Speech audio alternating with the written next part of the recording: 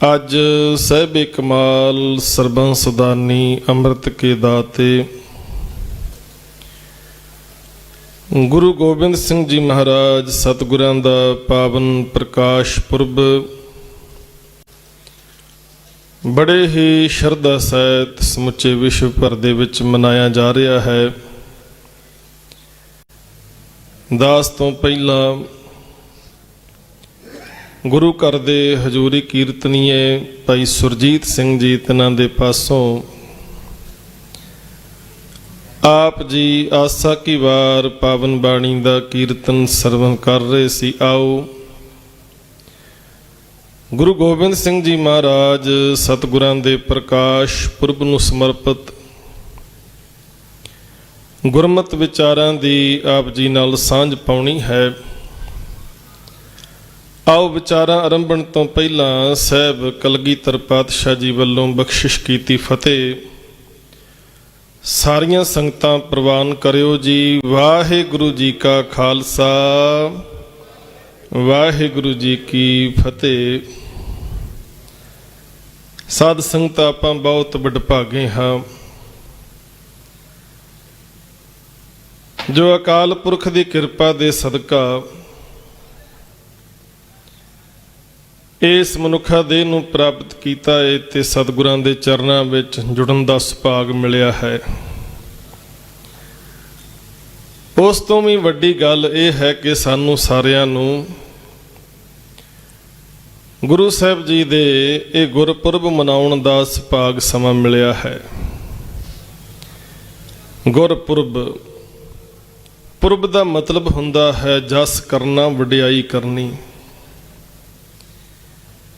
अज आपां सारे ही कलगीधर पातशाह गुरु गोबिंद सिंह महाराज दीयां वडियाइयां करन वास्ते सच्चे पातशाह दीयां सिफतां गाउण वास्ते इत्थे एकत्र होए आ। गुरु गोबिंद सिंह महाराज सतगुरां दा पावन प्रकाश पटना साहिब दी धरती ते होया अते इह आपां सारे जानदे हां। जिस वेले हिंदुस्तान की धरती ते औरंगजेब तख्त दे उपर बैठदा है तां उसदा ये मनशा सी कि हिंदुस्तान की धरती ते जिन्ने भी गैर मुसलमान हन उन्हां नूं भी इस्लाम दे विच लिआंदा जावे। इस करके उन्हां ने कई यतन आरंभ किए दुनिया नूं लालच दे के डरा धमका के तलवार दे जोर दे नाल कोशिश ना की कि दुनिया सारी जिहड़ी है वो इस्लामिक दायरे दे विच आ जावे, शरा नूं मनण वाली बन जाए। जिस वेले औरंगजेब ने अजिहे यतन आरंभ किए ते आम जिहड़े लोग सन उन्हां विच डर दा माहौल पैदा हो गया, सहम पैदा हो गया। उन्हां नूं खतरा बन गया कि साडा जिहड़ा है हुण धर्म जिहड़ा है वो तब्दील हो जाएगा। जे असीं धर्म तब्दील नहीं करांगे साडी जान जिहड़ी है वो चली जाएगी। सो डर अते सहम दे माहौल विच जी रहे लोकां नूं त्रवास देण दे लई गुरु तेग बहादुर साहब महाराज जी ने किरपा कीती। उस वेले पंजाब दी धरती तो हजूर सच्चे पातशाह जी कई प्रचारक दौरे कीते ते जिथे जिथे औरंगजेब दे जुल्म दे सताए होए डरे होए सहमे होए लोग बैठे होए सन उन्हां नूं जाके हौसला दिता सच्चे पातशाह ने, त्रवास दिती। ये समझाया कि भाई डरन दी लोड़ नहीं है, घबराउण दी लोड़ नहीं है। ते सच्चे पातशाह दा जिहड़ा पैगाम सी सारी दुनिया दे अंदर भै काहू को देत नह नह भै मानत आन। कहो नानक सुन रे मना ज्ञानी ताहे बखान। महाराज कहते ना किसी तो डरो ते ना ही किसी नूं डराओ। ਸੱਚੇ ਪਾਤਸ਼ਾਹ ਇਹ ਪੈਗਾਮ ਲੈ ਕੇ ਦੁਨੀਆ ਦੇ ਵਿੱਚ ਗਏ। ਪਹਿਲੀ ਲੰਮੀ ਯਾਤਰਾ ਮਹਾਰਾਜ ਨੇ ਇਕੱਲਿਆਂ ਕੀਤੀ। ਜਦੋਂ ਦੂਸਰੀ ਵਾਰੀ ਫਿਰ ਸੱਚੇ ਪਾਤਸ਼ਾਹ ਜੀ ਡਰੇ ਹੋਏ ਸਹਿਮੇ ਹੋਏ ਲੋਕਾਂ ਨੂੰ ਹੌਸਲਾ ਦੇਣ ਵਾਸਤੇ, ਤਰਵਾਸ ਦੇਣ ਵਾਸਤੇ ਮਹਾਰਾਜ ਤੁਰੇ ਤੇ ਸਾਰਾ ਪਰਿਵਾਰ ਵੀ ਸੱਚੇ ਪਾਤਸ਼ਾਹ ਨੇ ਨਾਲ ਲੈ ਲਿਆ। ਕਿਉਂਕਿ ਪਹਿਲੀ ਗੱਲ ਤਾਂ ਇਹ ਸੀ ਕਿ ਪ੍ਰਚਾਰ ਦੌਰਾ ਬਹੁਤ ਲੰਮਾ ਸੀ, ਤੇ ਦੂਜੀ ਗੱਲ ਇਹ ਵੀ ਸੀ ਕਿ ਜਿਸ ਵੇਲੇ ਬਾਬਾ ਬਕਾਲਾ ਸਾਹਿਬ ਦੀ ਧਰਤੀ ਤੇ ਗੁਰੂ ਤੇਗ ਬਹਾਦਰ ਸਾਹਿਬ ਮਹਾਰਾਜ ਨੂੰ ਗੁਰਿਆਈ ਦੀ ਬਖਸ਼ਿਸ਼ ਹੋਈ ਤੇ ਭਾਈ ਮੱਖਣ ਸ਼ਾਹ ਜੀ ਨੇ ਇਹ ਦੁਨੀਆ ਦੇ ਵਿੱਚ ਹੋਕਾ ਮਾਰਿਆ ਕਿ ਸੱਚਾ ਗੁਰੂ ਮੈਨੂੰ ਮਿਲ ਗਿਆ ਹੈ, ਸੱਚਾ ਗੁਰੂ ਨੌਵਾਂ ਗੁਰੂ ਗੁਰੂ ਤੇਗ ਬਹਾਦਰ ਸਾਹਿਬ ਮਹਾਰਾਜ ਹੈ। ਤੇ ਜਿਹੜੇ ਗੁਰੂ ਘਰ ਦੇ ਵਿਰੋਧੀ ਸਨ, ਸ਼ੀਹਾਂ ਮਸੰਦ ਵਰਗੇ, ਧੀਰ ਮੱਲ ਵਰਗੇ, ਉਹਨਾਂ ਨੇ ਗੁਰੂ ਤੇਗ ਬਹਾਦਰ ਸਾਹਿਬ ਉੱਪਰ ਜਾਨਲੇਵਾ ਹਮਲੇ ਵੀ ਕਰਵਾਏ। ਉਹਨਾਂ ਨੇ ਯਤਨ ਕੀਤਾ ਕਿ ਗੁਰੂ ਸਾਹਿਬ ਜੀ ਨੂੰ ਖਤਮ ਕਰ ਦਈਏ, ਗੱਦੀ ਆਪਾਂ ਸਾਂਭ ਲਈਏ।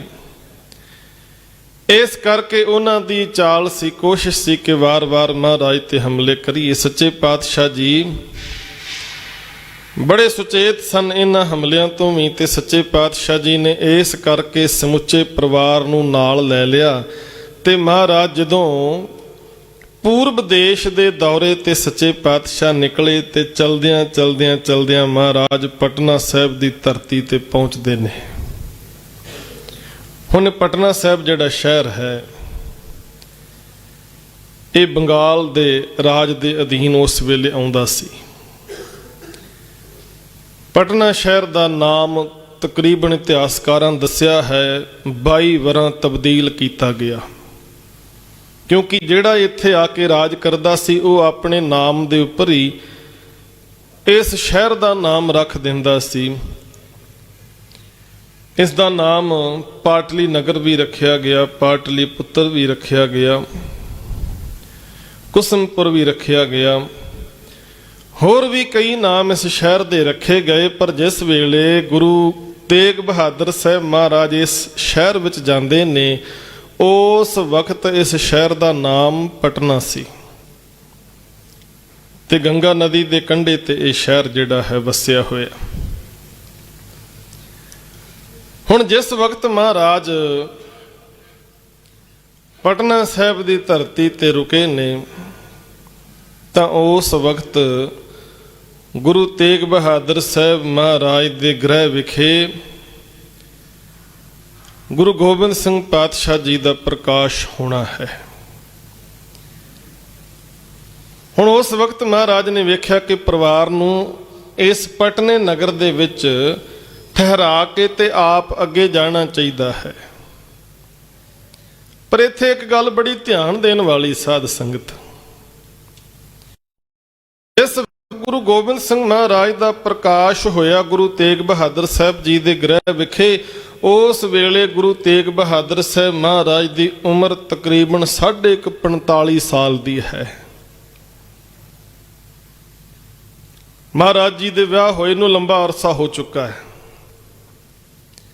ਪਰ ਵੇਖੋ ਤੁਸੀਂ, ਕਮਾਲ ਦੀ ਬਾਤ ਇਹ ਹੈ, 45-46 ਸਾਲ ਦੇ ਕਰੀਬ ਮਹਾਰਾਜ ਦੀ ਉਮਰ ਹੋ ਚੁੱਕੀ ਹੈ। ਵਿਆਹ ਹੋਏ ਨੂੰ ਵੀ ਹੋ ਚੁੱਕਾ ਹੈ। ਬਹੁਤ ਲੰਬੇ ਅਰਸੇ ਬਾਅਦ ਦੇ ਜਿਸ ਬੰਦੇ ਦੇ ਘਰ ਸੰਤਾਨ ਹੋਣੀ ਹੋਵੇ, ਉਹ ਕਹਿੰਦਾ ਸਾਰੇ ਕੰਮ ਛੱਡ ਦਿਓ, ਪਹਿਲਾਂ ਇਸ ਹੋਣ ਵਾਲੇ ਬੱਚੇ ਦਾ ਇੰਤਜ਼ਾਰ ਕਰੋ, ਧਿਆਨ ਰੱਖੋ। ਪਰਿਵਾਰ ਦੇ ਬੰਦਾ ਕੋਲ ਰਹਿੰਦਾ ਹੈ ਤੇ ਖੁਸ਼ੀ ਦਾ ਕੁਟਕਾਣਾ ਨਹੀਂ ਹੁੰਦਾ ਉਸ ਵੇਲੇ। ਹਜੂਰ ਜਾਣਦੇ ਨੇ ਕਿ ਕੁਝ ਸਮੇਂ ਬਾਅਦ ਘਰ ਦੇ ਵਿੱਚ ਔਲਾਦ ਦਾ ਜਨਮ ਹੋਣਾ ਹੈ, ਪਰ ਸੱਚੇ ਪਾਤਸ਼ਾਹ ਜੀ ਨੇ ਆਪਣੇ ਪਰਿਵਾਰ ਨਾਲੋਂ, ਇਸ ਪਰਿਵਾਰ ਦੇ ਮੋਹ ਦੇ ਵਿੱਚੋਂ ਮਹਾਰਾਜ ਬਾਹਰ ਨਿਕਲ ਕੇ ਸਾਰੀ ਕਰਨ ਵਾਸਤੇ ਮਹਾਰਾਜ ਤੁਰ ਗਏ ਨੇ। ਤੇ ਜਿਸ ਜਗ੍ਹਾ ਤੇ ਸੱਚੇ ਪਾਤਸ਼ਾਹ ਜੀ ਨੇ ਆਪਣੇ ਪਰਿਵਾਰ ਨੂੰ ਠਹਿਰਾਇਆ ਹੈ, ਇਹ ਬਹੁਤ ਵੱਡੀ ਹਵੇਲੀ ਹੈ। ਤੇ ਇਹ ਗੁਰੂ ਸਾਹਿਬ ਜੀ ਦਾ ਇੱਕ ਬੜਾ ਪਿਆਰ ਵਾਲਾ ਸਿੱਖ ਜਿਸ ਦਾ ਨਾਮ ਇਤਿਹਾਸ ਵਿੱਚ ਆਪਾਂ ਸਾਲ ਸਰਾਏ ਜੌਹਰੀ ਕਰਕੇ ਲੈਂਦੇ ਹਾਂ। ਗੁਰੂ ਨਾਨਕ ਸਾਹਿਬ ਜੀ ਦੇ ਸਮੇਂ ਇਹ ਉਸ ਸਾਲ ਸਰਾਏ ਜੌਹਰੀ ਦੇ ਪਰਿਵਾਰ ਦੀ ਹਵੇਲੀ ਹੈ। ਇਤਿਹਾਸ ਵਿੱਚ ਬੜਾ ਪਿਆਰਾ ਜ਼ਿਕਰ ਆਉਂਦਾ, ਜਿਸ ਵੇਲੇ ਗੁਰੂ ਨਾਨਕ ਸਾਹਿਬ ਮਹਾਰਾਜ ਪਟਨੇ ਦੀ ਧਰਤੀ ਤੇ ਜਾਂਦੇ ਨੇ ਤੇ ਸੱਚੇ ਪਾਤਸ਼ਾਹ ਭਾਈ ਮਰਦਾਨਾ ਜੀ ਨੂੰ ਇੱਕ ਕੀਮਤੀ ਲਾਲ ਹੀਰਾ ਜਿਹੜਾ ਹੈ ਉਹ ਦਿੰਦੇ ਨੇ। ਕਹਿੰਦੇ ਵੀ ਆ ਲੈ ਜਾ ਬਾਜ਼ਾਰ ਦੇ ਵਿੱਚ, ਇਹਨੂੰ ਵੇਚ ਕੇ ਤੇ ਇਹਦੇ ਬਦਲੇ ਕੁਝ ਨਾ ਕੁਝ ਲੈ ਕੇ ਆ ਛਕਣ ਵਾਸਤੇ। ਤੇ ਭਾਈ ਮਰਦਾਨਾ ਜੀ ਉਸ ਕੀਮਤੀ ਲਾਲ ਨੂੰ ਲੈ ਕੇ ਕਈ ਥਾਵਾਂ ਤੇ ਜਾਂਦਾ ਹੈ। ਕਈਆਂ ਦੇ ਕੋਲ ਜਾ ਜਾ ਕੇ ਵਿਖਾਇਆ, ਕਿਸੇ ਨੇ ਇਹਦੀ ਕੀਮਤ ਨਾ ਪਾਈ। ਕੋਈ ਇਹਦੇ ਬਦਲੇ ਥੋੜੀ ਜਿਹੀ ਸਬਜ਼ੀ ਦੇਣ ਵਾਸਤੇ ਕਹਿ ਰਿਹਾ, ਕੋਈ ਕੱਪੜਾ ਦੇਣ ਵਾਸਤੇ ਕਹਿ ਰਿਹਾ ਹੈ। ਭਾਈ ਮਰਦਾਨਾ ਜੀ ਵਾਪਸ ਆ ਗਏ, ਕਹਿੰਦੇ ਮਹਾਰਾਜ ਇਹਦੇ ਬਦਲੇ ਕੁਝ ਵੀ ਨਹੀਂ ਆਉਣਾ, ਇਹ ਤੇ ਬੜੀ ਤੁੱਛ ਜਿਹੀ ਚੀਜ਼ ਹੈ। ਤੇ ਗੁਰੂ ਨਾਨਕ ਸਾਹਿਬ ਨੇ ਆਖਿਆ ਸੀ ਇੱਕ ਵਾਰੀ ਫਿਰ ਜਾ, ਅਸਲ ਵਿੱਚ ਇਹਦਾ ਕੋਈ ਕਦਰਦਾਨ ਤੈਨੂੰ ਮਿਲਿਆ ਹੀ ਨਹੀਂ। ਜਦੋਂ ਇਹਦੀ ਕਦਰ ਜਾਣਨ ਵਾਲਾ ਤੈਨੂੰ ਮਿਲੇਗਾ ਤੇ ਚੋਖੀ ਕੀਮਤ ਮਿਲ ਜਾਣੀ ਹੈ। ਹੁਣ ਗੁਰੂ ਨਾਨਕ ਸਾਹਿਬ ਜੀ ਦੇ ਹੁਕਮਾਂ ਦੇ ਮੁਤਾਬਕ ਭਾਈ ਮਰਦਾਨਾ ਜੀ ਫਿਰ ਦੁਬਾਰਾ ਜਦੋਂ ਜਾਂਦੇ ਨੇ ਤੇ ਸਾਲਸਰਾਏ ਜੌਹਰੀ ਨੂੰ ਜਾ ਕੇ ਮਿਲਦੇ ਨੇ। ਜਦੋਂ ਸਾਲਸਰਾਏ ਜੌਹਰੀ ਦੇ ਸਾਹਮਣੇ ਇਹ ਕੀਮਤੀ ਲਾਲ ਰੱਖਿਆ ਗਿਆ ਤੇ ਉਹਨੇ ਦੇਖ ਕੇ ਤੇ 100 ਰੁਪਇਆ ਕਹਿੰਦੇ ਭੇਟ ਜਿਹੜੀ ਹੈ ਭਾਈ ਮਰਦਾਨਾ ਜੀ ਨੂੰ ਦਿੱਤੀ।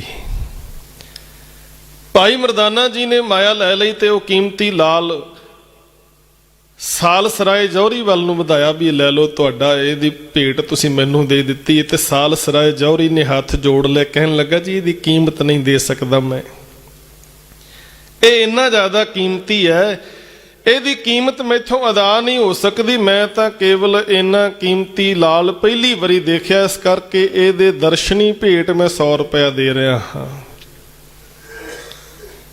ਤੇ ਫਿਰ ਜਦੋਂ ਸਾਲਸਰਾਏ ਜੌਹਰੀ ਦਾ ਨੌਕਰ ਅਦਰਕਾ ਗੁਰੂ ਨਾਨਕ ਸਾਹਿਬ ਦੀ ਸੇਵਾ ਕਰਦਾ ਹੈ, ਗੁਰੂ ਦੀਆਂ ਖੁਸ਼ੀਆਂ ਲੈ ਕੇ ਨਿਹਾਲ ਹੋਇਆ ਤੇ ਫਿਰ ਸਾਲਸਰਾਏ ਜੌਹਰੀ ਦੇ ਮਨ ਵਿੱਚ ਵੀ ਚਾਅ ਪੈਦਾ ਹੋਇਆ ਗੁਰੂ ਨੂੰ ਮਿਲਣ ਦਾ।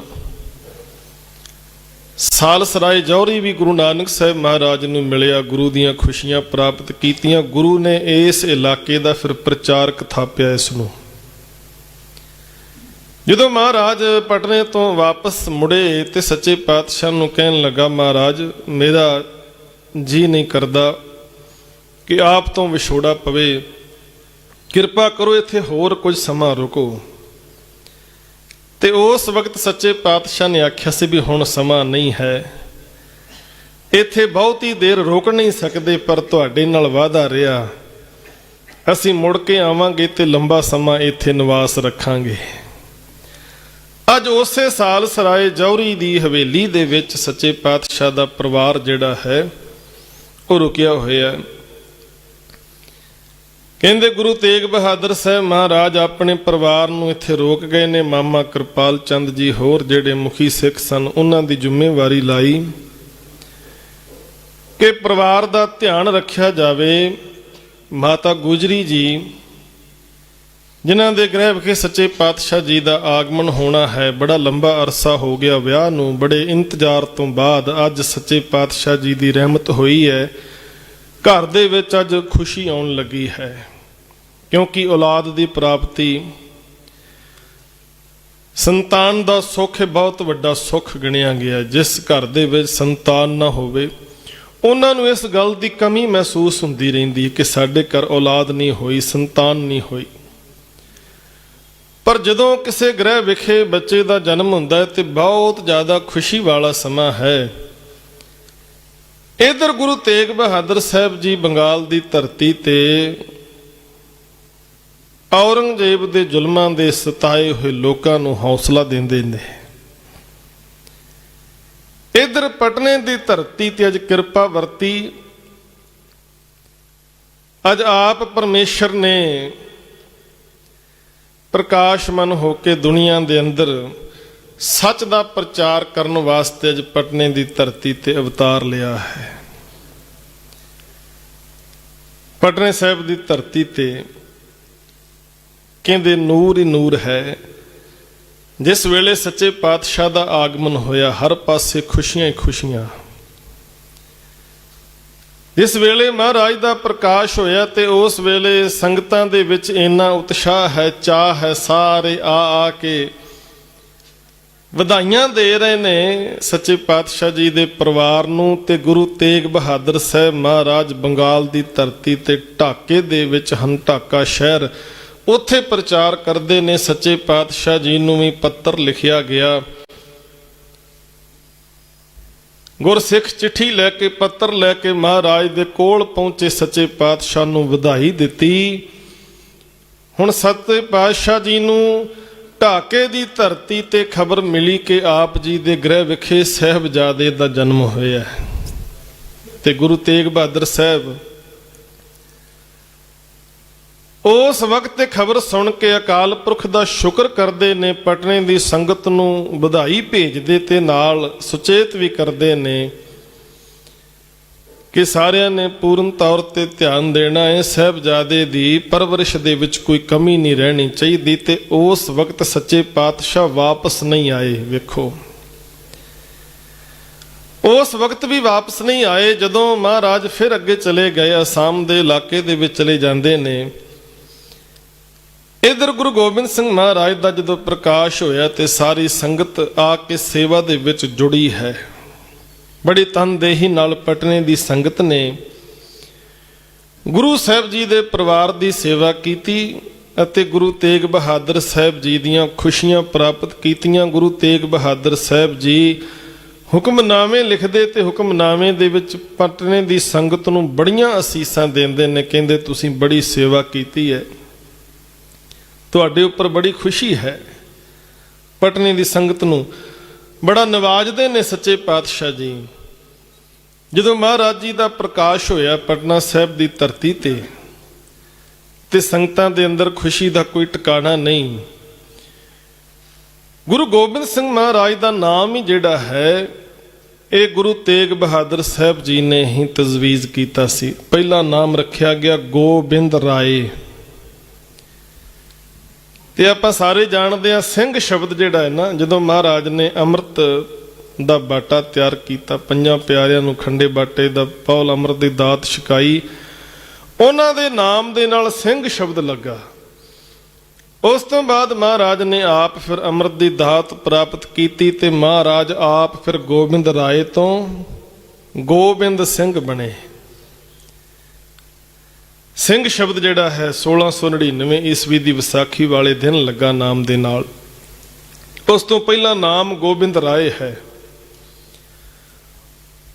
ਸੋ ਗੋਬਿੰਦ ਰਾਏ ਨਾਮ ਮਹਾਰਾਜ ਨੇ ਆਪ ਰੱਖਿਆ। ਹੁਣ ਗੋਬਿੰਦ ਰਾਏ ਜੀ 10ਵੇਂ ਪਾਤਸ਼ਾਹ ਮਹਾਰਾਜ ਬਚਪਨ ਦੇ ਵਿੱਚ ਬੜੇ ਕੌਤਕ ਸੱਚੇ ਪਾਤਸ਼ਾਹ ਨੇ ਕੀਤੇ ਤੇ ਪਟਨਾ ਸਾਹਿਬ ਦੀ ਧਰਤੀ ਤੇ ਜਿੰਨੇ ਵੀ ਲੋਕ ਸਨ ਉਹ ਸਾਰੇ ਹੀ ਮਹਾਰਾਜ ਦੇ ਚਰਨਾਂ ਦੇ ਭੌਰੇ ਬਣ ਗਏ। ਇਹੋ ਜਿਹੇ ਕੌਤਕ ਸੱਚੇ ਪਾਤਸ਼ਾਹ ਨੇ ਉੱਥੇ ਬਾਲ ਉਮਰ ਦੇ ਵਿੱਚ ਕੀਤੇ ਨੇ।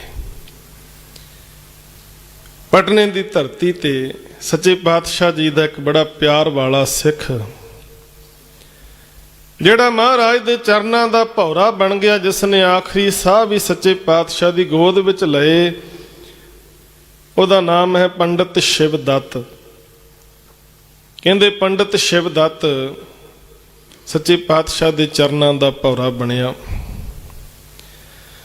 ਰਾਜਾ ਫਤਿਹ ਚੰਦ, ਉਹਦੀ ਰਾਣੀ ਜਿਹੜੀ ਸੀ, ਉਹ ਵੀ ਸੱਚੇ ਪਾਤਸ਼ਾਹ ਦੇ ਚਰਨਾਂ ਦੇ ਭੌਰੇ ਬਣ ਗਏ। ਤੇ ਜਿਸ ਵੇਲੇ ਮਹਾਰਾਜ ਦਾ ਪ੍ਰਕਾਸ਼ ਇਸ ਧਰਤੀ ਤੇ ਹੋਇਆ ਨਾ, ਉਹ ਪਿੰਡ, ਉਥੋਂ ਦਾ ਇੱਕ ਬਹੁਤ ਮਹਾਨ ਫਕੀਰ ਸੈਯਦ ਭੀਖਣ ਸ਼ਾਹ, ਕਹਿੰਦੇ ਜਿਹੜਾ ਉਹਦੇ ਵਡੇਰੇ ਕੁੜਾਮ ਪਿੰਡ ਦੇ ਵਿੱਚ ਰਹਿੰਦੇ ਸਨ, ਇਸ ਕਰਕੇ ਬਹੁਤ ਇਤਿਹਾਸਕਾਰਾਂ ਨੇ ਉਹਦਾ ਪਿੰਡ ਕੁੜਾਮ ਲਿਖਿਆ ਹੋਇਆ ਹੈ, ਪਰ ਅਸਲ ਵਿੱਚ ਉਹਦਾ ਪਿੰਡ ਠਸਕਾ ਸੀ। ਕਹਿੰਦੇ ਸੈਯਦ ਭੀਖਣ ਸ਼ਾਹ ਜਿਹੜਾ ਸੀ ਨਾ, ਉਹਨੇ ਜਦੋਂ ਨਮਾਜ਼ ਅਦਾ ਕੀਤੀ ਤੇ ਉਸ ਵੇਲੇ ਉਹਦੇ ਬਹੁਤ ਸਾਰੇ ਚੇਲੇ ਵੀ ਨਾਲ ਹਨ। ਨਮਾਜ਼ ਅਦਾ ਕਰਕੇ ਹਰ ਮੁਸਲਮਾਨ ਜਿਹੜਾ ਹੈ ਉਹ ਅੱਲਾ ਦੀ ਇਬਾਦਤ ਕਰਦਿਆਂ ਹੋਇਆਂ ਉਹ ਸਿਰ ਝੁਕਾਉਂਦਾ ਹੈ। ਤੇ ਮੁਸਲਮਾਨ ਵੀਰਾਂ ਦੇ ਵਿੱਚ ਇਹ ਮਨਾਉਤ ਹੈ ਉਹ ਮੰਨਦੇ ਨੇ ਕਿ ਅੱਲਾ ਦਾ ਘਰ ਜਿਹੜਾ ਪੱਛਮ ਵਾਲੇ ਪਾਸੇ ਹੈ, ਮੱਕੇ ਦੇ ਵਿੱਚ। ਇਸ ਮਨੌਤ ਨੂੰ ਲੈ ਕੇ ਸਾਰੇ ਮੁਸਲਮਾਨ ਪੱਛਮ ਵਾਲੇ ਪਾਸੇ ਸਿਰ ਝੁਕਾਉਂਦੇ ਨੇ। ਪਰ ਸੈਯਦ ਭੀਖਣ ਸ਼ਾਹ ਨੇ ਉਸ ਵੇਲੇ ਪੂਰਬ ਵਾਲੇ ਪਾਸੇ ਸਜਦਾ ਕਰ ਦਿੱਤਾ ਤੇ ਉਹਦੇ ਚੇਲਿਆਂ ਨੇ ਸੈਯਦ ਭੀਖਣ ਸ਼ਾਹ ਨੂੰ ਆਖਿਆ, ਸਾਈਂ ਜੀ ਅੱਜ ਕੀ ਗੱਲ ਹੋ ਗਈ, ਤੁਹਾਨੂੰ ਕਿਤੇ ਭੁਲੇਖਾ ਤੇ ਨਹੀਂ ਪੈ ਗਿਆ? ਜਿੱਧਰ ਤੁਸੀਂ ਸਜਦਾ ਕੀਤਾ, ਸਿਰ ਝੁਕਾਇਆ ਏ, ਇਹ ਪੱਛਮ ਵਾਲਾ ਪਾਸਾ ਨਹੀਂ, ਇਹ ਪੂਰਬ ਵਾਲਾ ਪਾਸਾ ਹੈ। ਤੇ ਸੈਯਦ ਭੀਖਣ ਸ਼ਾਹ ਆਪਣੇ ਪੈਰੋਕਾਰਾਂ ਚੇਲਿਆਂ ਨੂੰ ਕਹਿਣ ਲੱਗਾ, ਜੀ ਮੈਨੂੰ ਕੋਈ ਭੁਲੇਖਾ ਨਹੀਂ ਪਿਆ, ਮੈਂ ਜਾਣਦਾ ਹਾਂ ਜਿੱਧਰ ਮੈਂ ਸਜਦਾ ਕੀਤਾ, ਸਿਰ ਝੁਕਾਇਆ ਏ, ਇਹ ਪੱਛਮ ਵਾਲਾ ਪਾਸਾ ਨਹੀਂ, ਇਹ ਪੂਰਬ ਵਾਲਾ ਪਾਸਾ, ਚੜ੍ਹਦੇ ਵਾਲਾ ਪਾਸਾ ਏ। ਕਹਿੰਦੇ ਫਿਰ ਤੁਸੀਂ ਅਜਿਹਾ ਕਿਉਂ ਕੀਤਾ? ਉਹਨਾਂ ਸਵਾਲ ਖੜਾ ਕਰ ਦਿੱਤਾ। ਕਹਿੰਦੇ ਮੈਂ ਅੱਜ ਸਜਦਾ ਇੱਧਰ ਤਾਂ ਕੀਤਾ ਹੈ ਕਿ ਜਿਸ ਖੁਦਾ ਨੂੰ ਮੈਂ ਕੇਵਲ ਪੱਛਮ ਵਿੱਚ ਹੀ ਜਾਣਦਾ ਹਾਂ, ਰੋਜ਼ ਉਧਰ ਝੁਕ ਝੁਕ ਕੇ ਸਜਦੇ ਕਰਦਾ, ਅੱਜ ਉਹ ਖੁਦਾ ਆਪ ਹੀ ਪੂਰਬ ਵਿੱਚ ਪ੍ਰਗਟ ਹੋ ਗਿਆ। ਗੱਜ ਕੇ ਆਖੋ ਸਤਨਾਮ। ਕਹਿੰਦੇ ਅੱਜ ਪੂਰਬ ਵਿੱਚ ਪ੍ਰਗਟ ਹੋ ਗਿਆ ਹੈ। ਤੇ ਜਿਹੜੇ ਇਹਦੇ ਚੇਲੇ ਸਨ ਨਾ, ਉਹ ਕਹਿਣ ਲੱਗੇ, ਸਾਈਂ ਜੀ ਕੈਸੀਆਂ ਗੱਲਾਂ ਤੁਸੀਂ ਕਰਦੇ ਹੋ? ਤੁਹਾਡੀਆਂ ਗੱਲਾਂ ਦੇ ਉੱਪਰ ਸਾਨੂੰ ਕੋਈ ਵਿਸ਼ਵਾਸ ਜਾਂ ਨਹੀਂ ਆ ਰਿਹਾ, ਪਤਾ ਨਹੀਂ ਤੁਸੀਂ ਅਜਿਹੀਆਂ ਗੱਲਾਂ ਕਿਉਂ ਕਰਦੇ ਹੋ?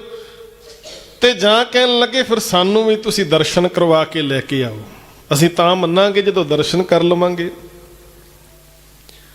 ਹੁਣ ਗੁਰੂ ਗੋਬਿੰਦ ਸਿੰਘ ਮਹਾਰਾਜ ਦੇ ਆਗਮਨ ਦੀ ਇਹ ਸੋਏ, ਇਹ ਖਬਰ, ਇਹ ਲੋ ਪੂਰੇ ਜਗਤ ਬ੍ਰਹਿਮੰਡ ਵਿੱਚ ਫੈਲ ਗਈ ਸੀ। ਸੈਯਦ ਭੀਖਣ ਸ਼ਾਹ ਆਪਣੇ ਚੇਲਿਆਂ ਦਾ ਭਰਮ ਨਿਵਰਤ ਕਰਨ ਵਾਸਤੇ ਉਹਨਾਂ ਨੂੰ ਨਾਲ ਲੈ ਕੇ ਤੇ ਪੰਜਾਬ ਦੀ ਧਰਤੀ ਤੋਂ ਪਟਨੇ ਵੱਲ ਨੂੰ ਰਵਾਨਾ ਹੋ ਗਏ। ਕਹਿੰਦੇ ਚੱਲੋ ਫਿਰ ਆਪਾਂ ਚੱਲਦੇ ਹਾਂ। ਕਹਿੰਦੇ ਚਲਦਿਆਂ ਚਲਦਿਆਂ ਪਟਨਾ ਸਾਹਿਬ ਦੀ ਧਰਤੀ ਤੇ ਪਹੁੰਚ ਜਾਂਦੇ ਨੇ। ਕਹਿੰਦੇ ਜਦੋਂ ਪਟਨਾ ਸਾਹਿਬ ਦੀ ਧਰਤੀ ਤੇ ਪਹੁੰਚੇ ਨੇ, ਖੁਸ਼ੀ ਦਾ ਕੋਈ ਟਿਕਾਣਾ ਨਾ ਰਿਹਾ ਕਿ ਅਸੀਂ ਉਸ ਥਾਂ ਤੇ ਆ ਗਏ ਹਾਂ ਜਿੱਥੇ ਆਪ ਨਿਰੰਕਾਰ ਪ੍ਰਗਟ ਹੋਇਆ ਹੈ। ਕਹਿੰਦੇ ਉਸ ਹਵੇਲੀ ਦੇ ਕੋਲ ਚਲੇ ਗਏ ਜਿੱਥੇ ਮਹਾਰਾਜ ਜੀ ਦਾ ਨਿਵਾਸ ਸੀ। ਕਹਿੰਦੇ ਸੱਚੇ ਪਾਤਸ਼ਾਹ ਜੀ ਦੇ ਆਗਮਨ ਦੀ ਖਬਰ ਸੁਣ ਕੇ ਬਹੁਤ ਲੋਕ ਆਉਂਦੇ ਨੇ, ਵਧਾਈਆਂ ਦੇਣ ਵਾਸਤੇ ਆਉਂਦੇ ਨੇ। ਤੇ ਉਸ ਵਕਤ ਜਿਹੜਾ ਵੀ ਕੋਈ ਦਰ ਤੇ ਆਉਂਦਾ ਹੈ, ਉਹਨੂੰ ਕੁਝ ਮਾਇਆ, ਕੁਝ ਛਕਣ ਵਾਸਤੇ ਪਦਾਰਥ, ਕੁਝ ਬਸਤਰ ਜਿਹੜੇ ਨੇ ਉਹ ਦਿੱਤੇ ਜਾਂਦੇ, ਉਹ ਲੈ ਕੇ ਵਾਪਸ ਮੁੜ ਜਾਂਦੇ ਨੇ। ਜਦੋਂ ਸੈਯਦ ਭੀਖਣ ਸ਼ਾਹ ਗਏ ਤੇ ਸੱਚੇ ਪਾਤਸ਼ਾਹ ਜੀ ਦੇ ਦਰਸ਼ਨ ਦੀਦਾਰ ਕਰਨ ਵਾਸਤੇ ਗਏ ਨੇ, ਮਾਮਾ ਕਿਰਪਾਲ ਚੰਦ ਜੀ ਹੋਰ ਪਰਿਵਾਰ ਦੇ ਜਿਹੜੇ ਜੀ ਸਨ ਉਹਨਾਂ ਨੂੰ ਸਾਰੇ ਮਿਲੇ ਤੇ ਸੈਯਦ ਭੀਖਣ ਸ਼ਾਹ ਨੂੰ ਵੀ ਕਿਹਾ ਗਿਆ ਵੀ ਤੁਹਾਡੀ ਕੀ ਸੇਵਾ ਕਰੀਏ? ਅੰਨ ਜਲ ਦੀ ਲੋੜ ਹੈ, ਉਹ ਛਕੋ, ਕੁਛ ਮਾਇਆ ਚਾਹੀਦੀ ਲੈ ਲਓ, ਪ੍ਰਸ਼ਾਦ ਹੋਰ। ਕਹਿਣ ਲੱਗੇ ਜੀ ਮੈਨੂੰ ਕਿਸੇ ਚੀਜ਼ ਦੀ ਲੋੜ ਨਹੀਂ, ਮੈਂ ਬਹੁਤ ਦੂਰੋਂ ਚੱਲ ਕੇ ਆਇਆ, ਲੰਬਾ ਪੈਂਡਾ ਤੈਅ ਕਰਕੇ ਆਇਆ, ਮੇਰੇ ਮਨ ਵਿੱਚ ਇੱਕੋ ਹੀ ਭਾਵਨਾ ਹੈ ਕਿ ਮੈਂ ਤਾਂ ਇੱਥੇ ਅੱਲਾ ਦਾ ਜਿਹੜਾ ਨੂਰ ਪ੍ਰਗਟ ਹੋਇਆ ਉਹਦੇ ਦਰਸ਼ਨ ਕਰਕੇ ਜਾਣੇ ਨੇ।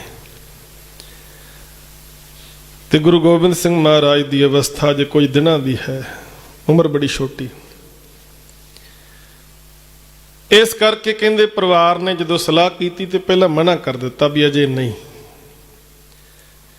ਜਦੋਂ ਦਰਸ਼ਨ ਕਰਵਾਉਣ ਤੋਂ ਮਨਾ ਕੀਤਾ ਤੇ ਸੈਯਦ ਭੀਖਣ ਸ਼ਾਹ ਉਸ ਹਵੇਲੀ ਦੇ ਬਾਹਰ ਬੈਠ ਗਏ। ਕਹਿੰਦੇ ਮੈਂ ਉਨੀ ਦੇਰ ਇੱਥੋਂ ਜਾਣਾ ਨਹੀਂ ਜਿੰਨੀ ਦੇਰ ਦਰਸ਼ਨ ਨਹੀਂ ਹੋਣਗੇ। ਇੰਨੀ ਅੰਦਰ ਖਿੱਚ, ਇੰਨੀ ਪਿਆਸ, ਤੜਪ ਦਰਸ਼ਨਾਂ ਦੀ। ਜਦੋਂ ਸਮੁੱਚੇ ਪਰਿਵਾਰ ਨੇ ਵੇਖਿਆ ਕਿ ਦਰਸ਼ਨਾਂ ਬਗੈਰ ਇਹਨਾਂ ਵਾਪਸ ਨਹੀਂ ਜਾਣਾ ਤੇ ਸਲਾਹ ਮਸ਼ਵਰਾ ਕਰਕੇ ਰੱਖਿਆ ਗਿਆ ਕਿ ਠੀਕ ਹੈ ਇਹਨਾਂ ਨੂੰ ਦਰਸ਼ਨ ਕਰਵਾਏ ਜਾਣ। ਕਹਿੰਦੇ ਵਿਹੜੇ ਦੇ ਵਿੱਚ ਬਹੁਤ ਸੁੰਦਰ ਵਿਛਾਈ ਕੀਤੀ ਗਈ। ਸੈਯਦ ਭੀਖਣ ਸ਼ਾਹ ਨੂੰ ਆਖਿਆ ਗਿਆ ਸਾਈਂ ਜੀ ਆ ਜਾਓ, ਅੰਦਰ ਆ ਜਾਓ। ਅੰਦਰ ਲਿਆ ਕੇ ਬਿਠਾਇਆ ਗਿਆ। ਬਹੁਤ ਸੁੰਦਰ ਵਿਛਾਈ ਕੀਤੀ ਗਈ। ਜਿਹੜੀਆਂ ਸੰਗਤਾਂ ਸਨ ਉਹ ਸਾਰੀਆਂ ਹੀ ਸ਼ਬਦ ਕੀਰਤਨ ਗਾਇਨ ਕਰਨ ਲੱਗੀਆਂ। ਮਾਤ ਗੁਜਰੀ ਜੀ ਗੋਬਿੰਦ ਰਾਏ ਜੀ ਨੂੰ ਆਪਣੀ ਗੋਦ ਵਿੱਚ ਲੈ ਕੇ ਜਦੋਂ ਕਮਰੇ ਤੋਂ ਬਾਹਰ ਨਿਕਲੇ ਤੇ ਸੈयद ਭੀਖਮ ਸ਼ਾਹ ਉੱਠ ਕੇ ਖੜਾ ਹੋਇਆ ਹੈ। ਇਹਨੇ ਝੁਕ ਕੇ ਮੱਥਾ ਟੇਕਿਆ ਹੈ। ਇਹਦੇ ਜਿਹੜੇ ਚੇਲੇ ਸਨ ਉਹਨਾਂ ਵੀ ਝੁਕ ਕੇ ਸਜਦਾ ਕੀਤਾ ਹੈ। ਮਹਾਰਾਜ ਦੇ ਦਰਸ਼ਨ ਕਰਕੇ ਸਾਰੇ ਨਿਹਾਲ ਨਿਹਾਲ ਹੋ ਰਹੇ ਨੇ। ਇਹਨਾਂ ਨੂਰ ਹੈ ਸਾਹਿਬ ਦੇ ਮੁਖੜੇ ਤੇ, ਵੇਖ ਕੇ ਸਾਰੇ ਪ੍ਰਸੰਨ ਹੁੰਦੇ ਨੇ, ਦਰਸ਼ਨ ਕਰਕੇ ਨਿਹਾਲ ਹੋ ਰਹੇ ਨੇ। ਦਰਸ਼ਨ ਕਰਕੇ ਬੜੀਆਂ ਖੁਸ਼ੀਆਂ ਪ੍ਰਾਪਤ ਕੀਤੀਆਂ ਤੇ ਮਨ ਦੇ ਵਿੱਚ ਫੇਰ ਇੱਕ ਖਿਆਲ ਆ ਗਿਆ। ਕਹਿੰਦਾ ਜਿਹੜਾ ਇਹ ਮਹਾਨ, ਇਹ ਅੱਲਾ ਦਾ ਨੂਰ ਇਸ ਸੰਸਾਰ ਤੇ ਪ੍ਰਗਟ ਹੋਇਆ ਹੈ। ਕਹਿੰਦਾ ਇਹ ਵੱਡੇ ਹੋ ਕਰਕੇ ਹਿੰਦੂ ਧਰਮ ਦੀ ਨੁਮਾਇੰਦਗੀ ਕਰਨਗੇ ਜਾਂ ਮੁਸਲਮਾਨਾਂ ਦੇ ਕੋਈ ਰਹਿਬਰੀ ਆਗੂ ਬਣਨਗੇ, ਇਹ ਕਿਸ ਫਿਰਕੇ ਨੂੰ ਜ਼ਿਆਦਾ ਧਿਆਨ ਦੇਣਗੇ, ਕਿਸ ਨਾਲ ਜ਼ਿਆਦਾ ਸਨੇਹ ਸੰਬੰਧ ਰੱਖਣਗੇ, ਇਸ ਚੀਜ਼ ਦੀ ਪਰਖ ਕਰਨ ਦਾ ਮਨ ਵਿੱਚ ਇੱਕ ਸਵਾਲ ਪੈਦਾ ਹੋਇਆ।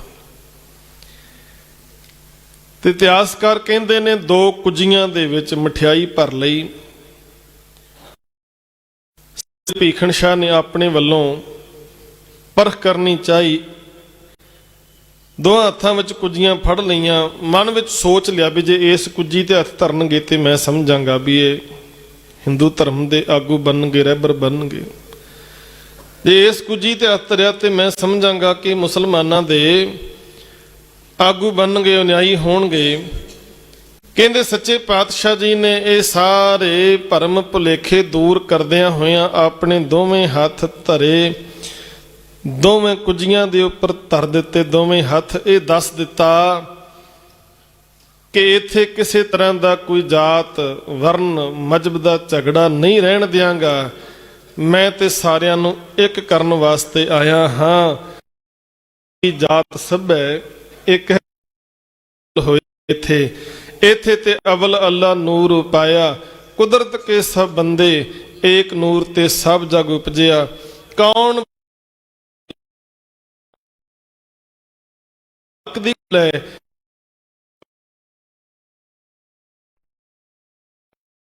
ਤੇ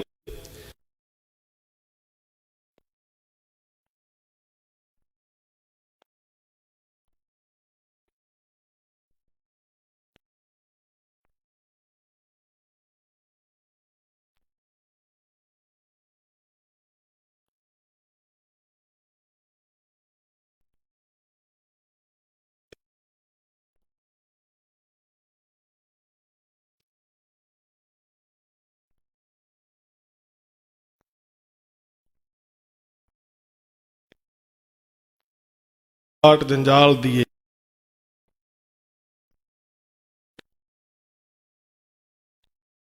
ਕਹੀਂ ਲਾਲ ਦੀਏ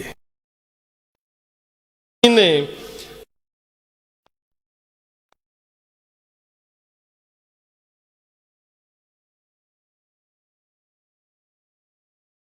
ਸਾਰੀ ਜ਼ਿੰਦਗੀ ਲਾ ਦਿੱਤੀ। ਤੇ ਸੈयद ਭੀਖਣ ਸ਼ਾਹ ਮਹਾਰਾਜ ਦੇ ਦਰਸ਼ਨ ਕਰਕੇ ਨਿਹਾਲ ਹੋਇਆ ਤੇ ਸੱਚੇ ਪਾਤਸ਼ਾਹ ਦੇ ਦਰਸ਼ਨ ਦੀਦਾਰ ਕਰਨ ਤੋਂ ਬਾਅਦ ਇਹ ਫਿਰ ਵਾਪਸ ਪਰਤਿਆ ਤੇ ਦੁਨੀਆ ਦੇ ਲੋਕਾਂ ਨੂੰ ਇਹ ਸੰਦੇਸ਼ ਦਿੱਤਾ ਕਿ ਦੁਨੀਆ ਨੂੰ ਇੱਕ ਕਰਨ ਵਾਲਾ, ਧਰਮਾਂ ਦੇ ਵਰਨਾਂ ਦੇ ਮਜ਼ਹਬਾਂ ਦੇ ਝਗੜੇ ਖਤਮ ਕਰਨ ਵਾਲਾ ਅੱਜ ਸੰਸਾਰ ਤੇ ਆਇਆ ਹੈ। ਹੁਣ ਦੁਨੀਆ ਦੇ ਵਿੱਚ ਸੁੱਖ ਵਰਤੇਗਾ, ਅਮਨ ਚੈਨ ਹੋ ਜਾਏਗਾ, ਸਾਰੇ ਝਗੜੇ ਮੁੱਕ ਜਾਣਗੇ। ਤੇ ਸੱਚੇ ਪਾਤਸ਼ਾਹ ਜੀ ਨੇ ਆਪਣੀ ਸਾਰੀ ਹਯਾਤੀ ਦੇ ਵਿੱਚ ਜਿਹੜੇ ਪਰਉਪਕਾਰ ਕੀਤੇ ਸਾਧ ਸੰਗਤ ਤੋਂ ਗਿਣੇ ਹੀ ਨਹੀਂ ਜਾ ਸਕਦੇ। ਏਡੀਆਂ ਰਹਿਮਤਾਂ ਸਤਿਗੁਰੂ ਨੇ ਕੀਤੀਆਂ। ਗੁਰੂ ਗੋਬਿੰਦ ਸਿੰਘ ਮਹਾਰਾਜ ਜਿਨ੍ਹਾਂ ਦੇ ਪਰਉਪਕਾਰਾਂ ਨੂੰ ਵੇਖ ਕੇ ਕਵੀ ਸੰਤੋਖ ਸਿੰਘ ਜੀ ਨੇ ਆਪਣੀ ਕਲਮ ਚੁੱਕੀ ਤੇ ਬਚਨ ਲਿਖੇ। ਕਹਿਣ ਲੱਗੇ, ਗੁਰੂ ਗੋਬਿੰਦ ਸਿੰਘ ਮਹਾਰਾਜ ਸੱਚੇ ਪਾਤਸ਼ਾਹ ਜੀ ਦੀਆਂ ਰਹਿਮਤਾਂ ਕੁਰਬਾਨੀਆਂ ਵੇਖੀਏ ਤੇ ਜੇ ਆਪਾਂ ਇਤਿਹਾਸ ਵਿੱਚ ਪੜ੍ਹੀਏ ਤੇ ਇੱਕ ਗੱਲ ਸਾਡੇ ਸਾਹਮਣੇ ਪ੍ਰਤੱਖ ਹੈ ਕਿ ਜੇ ਗੁਰੂ ਗੋਬਿੰਦ ਸਿੰਘ ਮਹਾਰਾਜ ਸੰਸਾਰ ਦੇ ਵਿੱਚ ਨਾ ਪ੍ਰਕਾਸ਼ ਹੁੰਦੇ ਤਾਂ ਸੰਸਾਰ ਦਾ ਨਕਸ਼ਾ ਕੁਝ ਹੋਰ ਹੋਣਾ ਸੀ।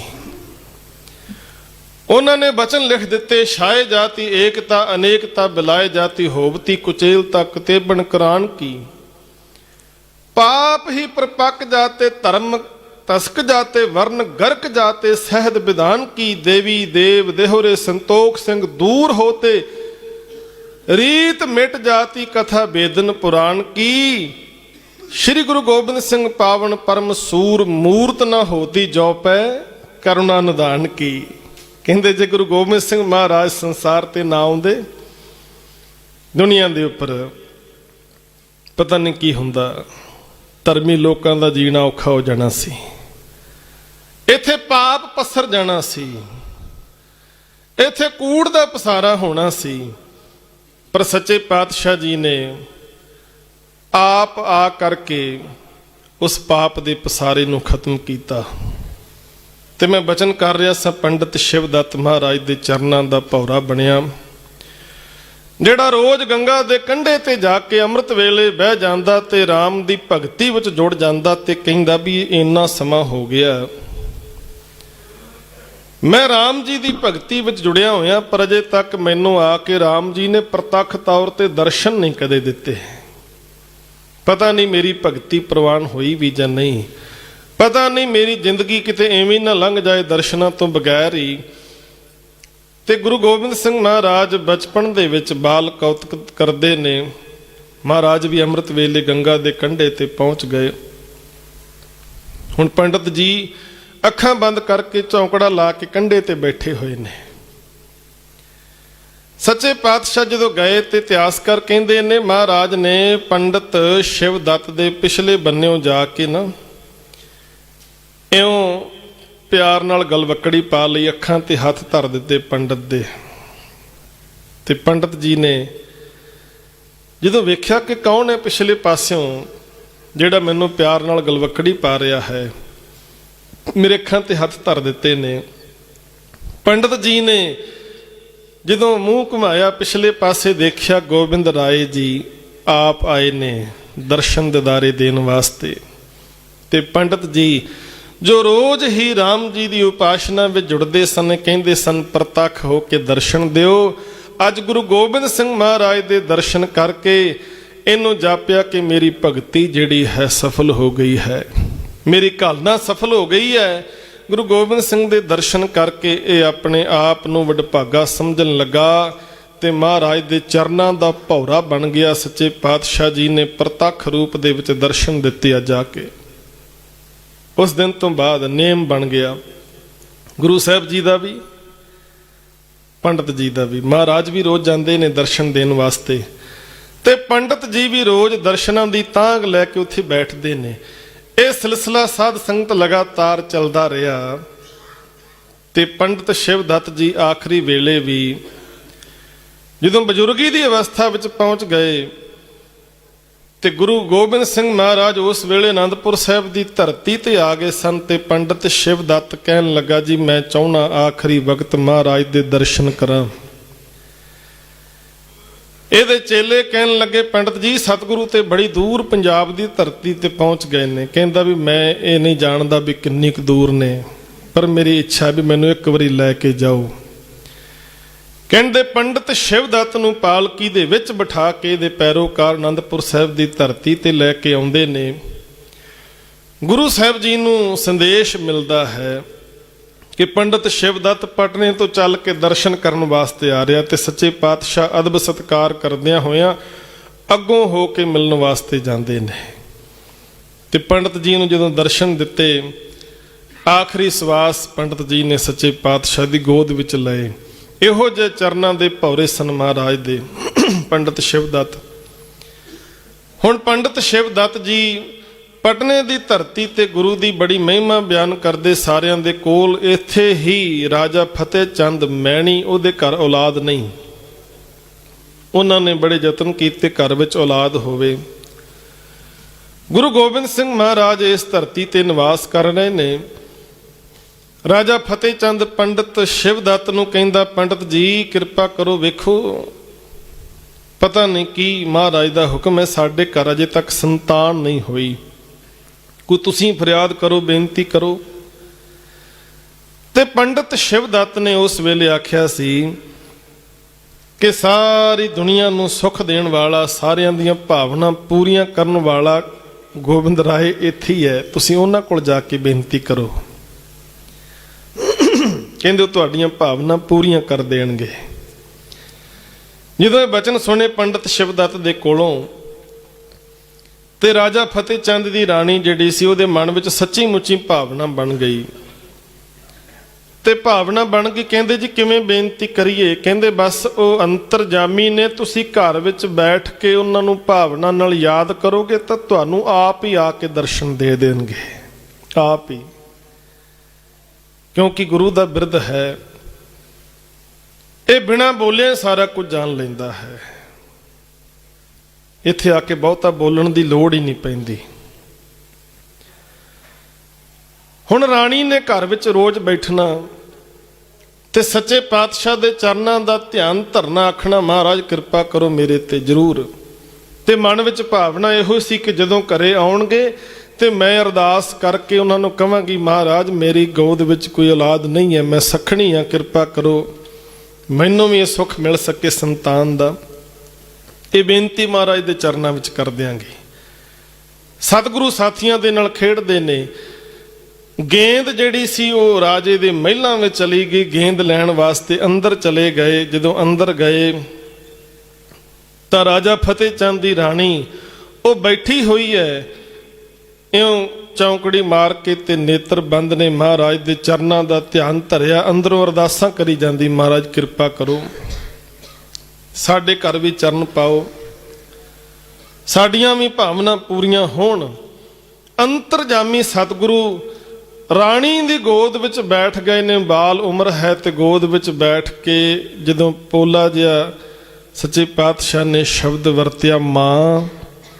ਮਾਂ ਸ਼ਬਦ ਜਦੋਂ ਕਿਹਾ ਨਾ, ਰਾਣੀ ਦੀਆਂ ਅੱਖਾਂ ਜਦੋਂ ਖੁੱਲੀਆਂ, ਵੇਖਿਆ ਗੋਬਿੰਦ ਰਾਏ ਜੀ ਗੋਦ ਵਿੱਚ ਬੈਠੇ ਨੇ ਤੇ ਗਲ ਵਕੜੀ ਵਿੱਚ ਲੈ ਲਿਆ। ਮਾਂ ਸ਼ਬਦ ਸੁਣਨ ਨੂੰ ਕੰਨ ਤਰਸ ਗਏ ਸਨ। ਅੱਜ ਮਾਂ ਸ਼ਬਦ ਜਦੋਂ ਕੰਨਾਂ ਵਿੱਚ ਪਿਆ ਤੇ ਸਾਧ ਸੰਗਤ ਕਈ ਸਮੇਂ ਦੀਆਂ ਰੀਝਾਂ ਅੱਜ ਪੂਰੀਆਂ ਹੋ ਗਈਆਂ ਤੇ ਇੰਨਾ ਸੁੱਖ ਮਿਲਿਆ ਕਿ ਜਿਹੜੀ ਗੱਲ ਕਹਿਣੀ ਸੀ ਉਹ ਕਹਿਣ ਦੀ ਹਿੰਮਤ ਹੀ ਨਾ ਪਈ, ਕਹਿਣ ਦੀ ਹਿੰਮਤ ਨਾ ਪਈ ਕਿ ਮੈਂ ਕਿਵੇਂ ਆਖਾਂ। ਇਤਿਹਾਸਕਾਰ ਕਹਿੰਦੇ ਨੇ ਰਾਣੀ ਦੀਆਂ ਗੋਲੀਆਂ ਨੇ ਸੱਚੇ ਪਾਤਸ਼ਾਹ ਦੇ ਕੋਲ ਇਹ ਬੇਨਤੀ ਕੀਤੀ ਤੇ ਮਹਾਰਾਜ ਨੇ ਆਖਿਆ ਸੀ ਰਾਣੀ ਨੂੰ ਕਿ ਅੱਜ ਤੋਂ ਬਾਅਦ ਸਾਨੂੰ ਹੀ ਆਪਣਾ ਪੁੱਤਰ ਜਾਣ ਲਵੇ। ਅੱਜ ਤੋਂ ਬਾਅਦ ਸਾਨੂੰ ਆਪਣਾ ਪੁੱਤਰ ਯਕੀਨ ਕਰਕੇ ਮੰਨ ਲਵੇ। ਤੇ ਸੱਚੇ ਪਾਤਸ਼ਾਹ ਨੇ ਫਿਰ ਰਾਜਾ ਫਤਿਹ ਚੰਦ ਦੀ ਰਾਣੀ ਨੂੰ ਪੁੱਤਰਾਂ ਵਾਲਾ ਪਿਆਰ ਦਿੱਤਾ। ਉਸ ਵੇਲੇ ਇਤਿਹਾਸਕਾਰ ਕਹਿੰਦੇ ਨੇ ਮਹਾਰਾਜ ਦਿਹਾੜੀ ਵਿੱਚ ਬਹੁਤਾ ਸਮਾਂ ਫਤਿਹ ਚੰਦ ਦੀ ਰਾਣੀ ਮੈਣੀ ਦੀ ਗੋਦ ਵਿੱਚ ਜਾ ਕੇ ਬਹਿੰਦੇ, ਉਹਦੇ ਕੋਲ ਭੋਜਨ ਛਕਦੇ, ਉਹਦੇ ਕੋਲ ਰਹਿੰਦੇ। ਤੇ ਮਾਤ ਗੁਜਰੀ ਨੇ ਉਡੀਕਦੇ ਰਹਿਣਾ ਵੀ ਪੁੱਤਰ ਘਰ ਨਹੀਂ ਆਇਆ। ਕਈ ਵਾਰ ਉਲਾਮਾ ਵੀ ਦੇਣਾ ਕਿ ਪੁੱਤ ਤੂੰ ਬਹੁਤਾ ਸਮਾਂ ਉੱਥੇ ਰਹਿਣਾ ਏ, ਮੇਰੇ ਕੋਲ ਕਿਉਂ ਨਹੀਂ ਆਉਂਦਾ। ਤੇ ਗੁਰੂ ਗੋਬਿੰਦ ਸਿੰਘ ਨੇ ਆਖਣਾ, ਮਾਂ ਇੱਕ ਤੂੰ ਹੈ ਮਾਂ ਤੇ ਇੱਕ ਉਹ ਰਾਣੀ, ਉਹ ਵੀ ਮੇਰੀ ਮਾਂ ਏ। ਅੱਜ ਤੀਕ ਉੱਥੇ ਸੱਚੇ ਪਾਤਸ਼ਾਹ ਜੀ ਦੀ ਯਾਦ ਵਿੱਚ ਇਉਂ ਹੀ ਦੁਪਹਿਰੇ ਛੋਲੇ ਪੂੜੀਆਂ ਦਾ ਲੰਗਰ ਤਿਆਰ ਹੁੰਦਾ, ਸੰਗਤ ਜਾ ਕੇ ਛਕਦੀ ਹੈ। ਤੇ ਰਾਜਾ ਫਤਿਹ ਚੰਦ ਮੈਣੀ ਉਹਦੀ ਉੱਥੇ ਜਿਹੜੀ ਹਵੇਲੀ ਸੀ, ਉੱਥੇ ਗੁਰਦੁਆਰਾ ਮੈਣੀ ਸੰਗਤ, ਬੜੀ ਸੰਗਤ ਗੁਰਦੁਆਰਾ ਸਾਹਿਬ ਸੁਸ਼ੋਭਿਤ ਹੈ। ਉੱਥੇ ਮਹਾਰਾਜ ਨੇ ਰਾਣੀ ਦੀਆਂ ਭਾਵਨਾ ਨੂੰ ਪੂਰੀਆਂ ਕੀਤਾ, ਉਹਨੂੰ ਪੁੱਤਰਾਂ ਵਾਲਾ ਸੁੱਖ ਦਿੱਤਾ, ਸੰਤਾਨ ਦਾ ਸੁੱਖ। ਇਉਂ ਸੱਚੇ ਪਾਤਸ਼ਾਹ ਜੀ ਨੇ ਪਟਨੇ ਦੀ ਧਰਤੀ ਤੇ ਕੌਤਕ ਵਰਤਾਏ। ਤੇ ਗੁਰੂ ਗੋਬਿੰਦ ਸਿੰਘ ਮਹਾਰਾਜ ਦੀ ਮਹਿਮਾ ਬਿਆਨ ਕਰਦਿਆਂ ਹੋਇਆਂ ਜੋਗੀ ਅੱਲਾ ਯਾਰ ਖਾਂ ਲਿਖਦੇ ਨੇ, ਕਹਿੰਦੇ ਗੁਰੂ ਗੋਬਿੰਦ ਸਿੰਘ ਮਹਾਰਾਜ ਦੇ ਗੁਣ ਗਿਣੇ ਨਹੀਂ ਜਾ ਸਕਦੇ। ਸੱਚੇ ਪਾਤਸ਼ਾਹ ਕਿਸੇ ਸਮੇਂ ਅਨੰਦਪੁਰ ਸਾਹਿਬ ਦੀ ਧਰਤੀ ਤੇ ਤਖਤ ਤੇ ਬਹਿੰਦੇ ਪ੍ਰਸਾਦੀ ਹਾਥੀ ਚੌਰ ਕਰਦੇ ਨੇ ਤੇ ਇਉਂ ਜਾਪਦਾ ਕਿ ਮਹਾਰਾਜ ਤੋਂ ਵੱਡੀ ਹਸਤੀ ਦੁਨੀਆ ਵਿੱਚ ਕੋਈ ਨਹੀਂ ਹੈ। ਕਿਤੇ ਮਾਛੀਵਾੜੇ ਦੇ ਜੰਗਲਾਂ ਵਿੱਚ ਸੁੱਤੇ ਨੇ ਇੱਕ ਫਕੀਰ ਦੇ ਰੂਪ ਦੇ ਵਿੱਚ, ਕਿਤੇ ਮਹਾਰਾਜ ਨੀਲੇ ਘੋੜੇ ਦੇ ਸ਼ਾਹ ਸਵਾਰ ਨੇ, ਅੱਜ ਕਿਤੇ ਪੈਰਾਂ ਵਿੱਚ ਜੋੜਾ ਵੀ ਨਹੀਂ ਹੈ।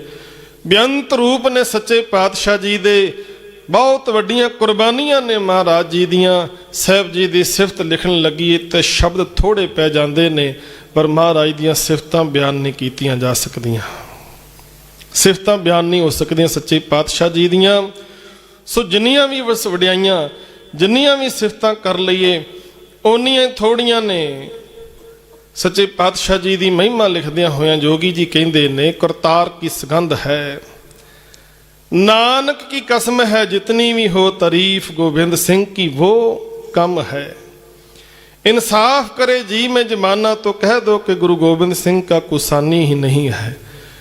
किस बात की उपमा तेरी, तू अल्लाह गनी है, गरीब मस्कीनों में दलेरों में जरी है। अंगद है, अमरदास है, अर्जुन भी तू ही है। नानक से लेता तेग बहादुर तू सभी है।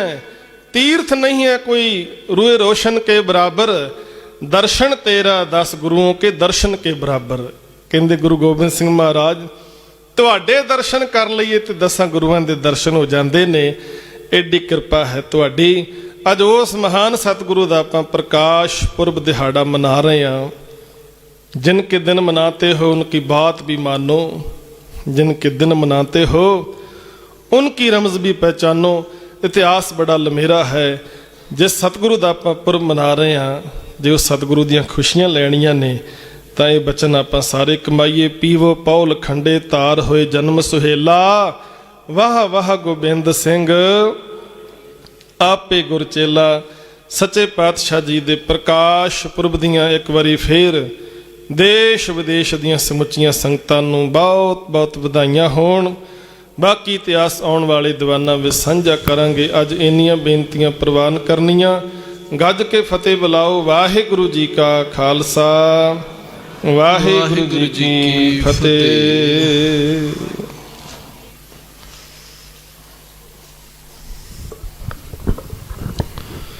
राम कली महला तीजा।